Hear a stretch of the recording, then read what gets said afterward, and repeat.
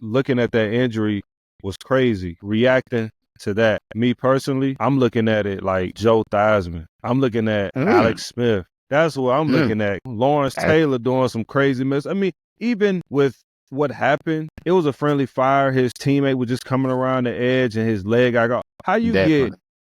a sack and then get your season ended off of that type of play? I mean, all the hard work that he's probably put in, I know the mental struggle, the mental battle he's going to have to go through in order to get back healthy. He stayed back in Dallas to make sure that he was doing well. Dallas took care of him, and then I think they went ahead and shipped him home so he can start his rehab process. But obviously, Aiden Mhm. Hutchinson is a great player. He means a lot to the Detroit Lions organization. I wish him nothing but the best.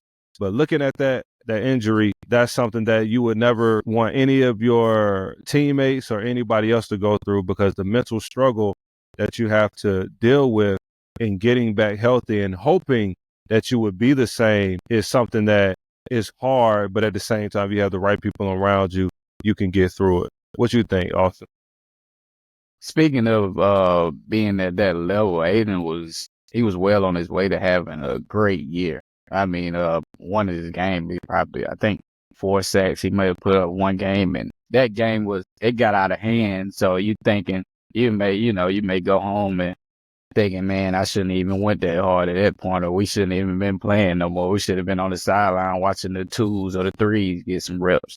So it's a lot of things that's going through his head at this point, and to actually go back, I'm not sure if he'll be able to watch it, because that's one thing. I've actually had one of my offensive linemen seen his ankle turned the wrong way, and we had to, it was about a good 10 minutes. You move him off the field, move the ball, and you back to playing. So his teammate, one of the best players on the team, coaches, you got to go back to playing. You got to get back in that mental state to be able to actually go back and play. And they have a long season ahead of them. They're actually doing pretty good this year. So the team as a whole has to bounce back from the injury, not just Aiden. Yeah, it's a traumatizing experience, even going back to watch any of that. You keep looking at it, you might not want to play. You might be Yeah, like, you know what, I might have to think you don't twice even want to watch it about sometimes. You playing. can't even watch it the same as you see it.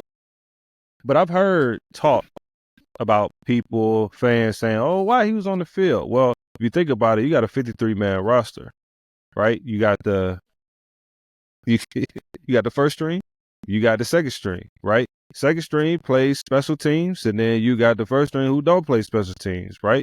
So Mm-hmm. you gotta really play the whole game. You don't have that many heads to be subbing in and out like that. Like, well, he could have subbed and he could have been on the field, but at the same Especially your time, big guys. right? You only got what, 8 guys, really? Right. So people saying that he shouldn't have been in the game was out of reach.